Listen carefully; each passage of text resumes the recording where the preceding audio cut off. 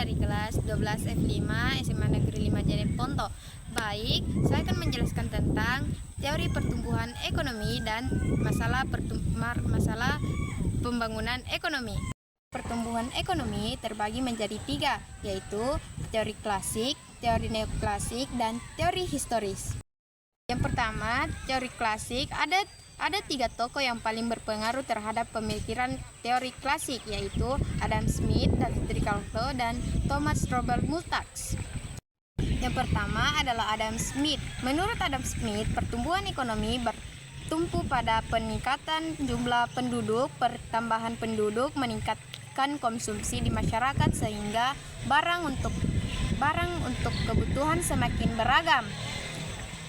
Yang kedua, David Ricardo. Menurut David Ricardo, pertumbuhan ekonomi yang semakin besar akan menciptakan tingginya jumlah tenaga kerja sehingga upah menurun dan perekonomian akan mengalami kemendekan atau stagnan.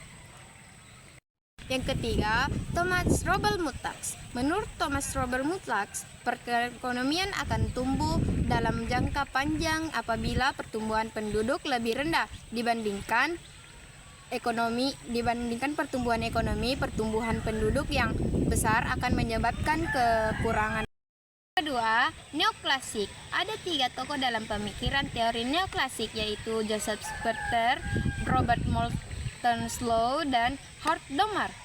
Adalah Joseph Schumpeter. Menurut Joseph Schumpeter, pertumbuhan ekonomi yang sangat dipengaruhi oleh kemampuan kewirausahaan. Teori ini menekankan pada inovasi daripada pengusahaan dalam bentuk bisnis baru atau pengembangan bisnis yang telah ada, sehingga dapat meningkatkan pertumbuhan ekonomi melalui penyapaan angkatan kerja dan investasi. Robert Moltenslow. Menurut Robert Moltenslow, pertumbuhan ekonomi merupakan serangkaian kegiatan yang bersumber dari 4 faktor, yaitu manusia, akumulasi modal, pemakaian teknologi modern, dan hasil atau output. Keempat faktor tersebut, jika dilakukan secara optimal, akan membuat pertumbuhan ekonomi secara berkelanjutan.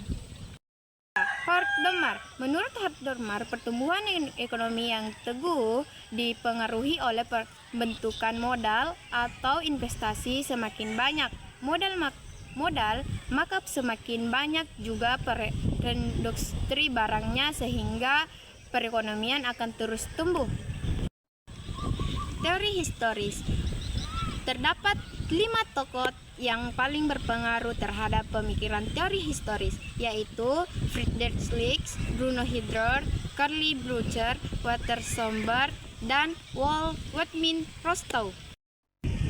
Pertama, Friedrich List. Menurut tahapan pertumbuhan menurut Friedrich List, yaitu A. Berburu dengan menggembala, B. Beternak dan bertani, C. Bertani dan berkerajinan, D. Kerajinan, industri, dan perniagaan. Kedua, Bruno Hildebrand. Tahapan pertumbuhan ekonomi menurut Hildebrand yaitu masalah tukar-menukar barang, B. Masalah tukar-menukar dengan uang, C. Masa tukar-menukar dengan kredit. Yang ketiga, yaitu Karl Breuer. Pertahapan pertumbuhan ekonomi menurut Karl Breuer yaitu A. Rumah tangga tertutup, rumah tangga terbuka, rumah tangga kota, rumah tangga negara, dan rumah tangga dunia. Selanjutnya, Walter Sombart. Tahapan pertumbuhan world ekonomi menurut Walter Sombart yaitu zaman perekonomian tertutup, B. Zaman perekonomian kerajinan dan pertukangan, C. Zaman perekonomian kapitalis. Selanjutnya, Wilhelm Rostow. Pertumbuhan ekonomi terbagi menjadi beberapa tahapan, yaitu masyarakat tradisional, perlepas landasan, lepas landas, dorongan kedewasaan, dan konsumsi tinggi. Baik, pembahasan selanjutnya adalah permasalahan pembangunan ekonomi terbagi menjadi 4, yaitu kemiskinan, pengangguran, distribusi pendapatan yang tidak merata, dan angkatan pembangunan penduduk yang tinggi. Baik, yang pertama adalah kemiskinan. Kemiskinan merupakan masalah global yang harus dihadapi dan tidak dapat diabaikan. Kemiskinan menjadi permasalahan mendasar dalam pembangunan ekonomi suatu negara. Seringkali kemiskinan menjadi masalah yang tidak pernah terselesaikan dalam setiap tahapan pembangunan ekonomi. Negara perkembangan Heartland Farmers tahun 2016. Selanjutnya, pengangguran. Tantangan yang dihadapi pemerintah dalam pembangunan ekonomi, salah satunya adalah pengangguran. Banyaknya jumlah penduduk yang tidak diimbangi dengan peningkatan jumlah lapangan kerja meningkatkan banyak pengangguran. Selanjutnya, distribusi pendapatan yang tidak merata. Tidak meratakannya distribusi pendapatan menjadi permasalahan dalam pembangunan ekonomi suatu negara. Selanjutnya, angkatan pertumbuhan penduduk yang tinggi. Tingginya pertumbuhan penduduk menjadi persoalan tersendiri bagi suatu negara. Baik, yang kedua adalah solusi permasalahan pembangunan ekonomi. 1. Meningkatkan akses pendidikan untuk meningkatkan kualitas SDM, mengembangkan kegiatan ekonomi, merapatkan kebijakan untuk mengontrol populasi penduduk, memberikan program jaminan solusi kepada masyarakat miskin, memperbaiki layanan kesehatan, meningkatkan jumlah lapangan kerja. Baik, selanjutnya meningkatkan akses pendidikan untuk meningkatkan kualitas SDM. Pendidikan menjadi unsur penting dalam pembentukan perbandingan bangsa dan kualitas masyarakatnya.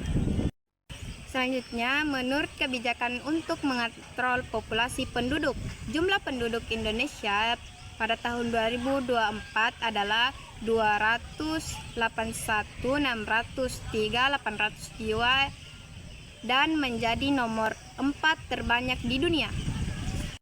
Selanjutnya, memperbaiki layanan kesehatan. Pengaruh kesehatan terhadap pembangunan ekonomi yaitu dapat meningkatkan kualitas sumber daya manusia sebagai subjek utama dalam proses pembangunan. Selanjutnya, menggambarkan kegiatan ekonomi. Kegiatan perekonomian akan memberikan keuntungan jika dikelola dengan baik. Baik, selanjutnya adalah mengembangkan kegiatan ekonomi. Kegiatan ekonomi akan memberikan keuntungan jika dikelola dengan baik. Selanjutnya, memberikan program jaminan solusi kepada masyarakat miskin. Kebijakan perlindungan sosial atau perlisos menjadi hal penting yang perlu diperhatikan dalam rangka untuk mendorong pemerataan hak jaminan sosial, menjaga tingkat kesejahteraan, dan juga meminimaliskan persoalan di masyarakat. Baik, yang terakhir adalah meningkatkan jumlah lapangan kerja. Perluasan lapangan kerja mempunyai permasalahan dan kedudukan yang sangat penting dalam melaksanakan pembangunan ekonomi. Baik, itu tadi tentang penjelasan teori ekonomi bagian B dan D. Sekian dari saya, terima kasih. Dadah.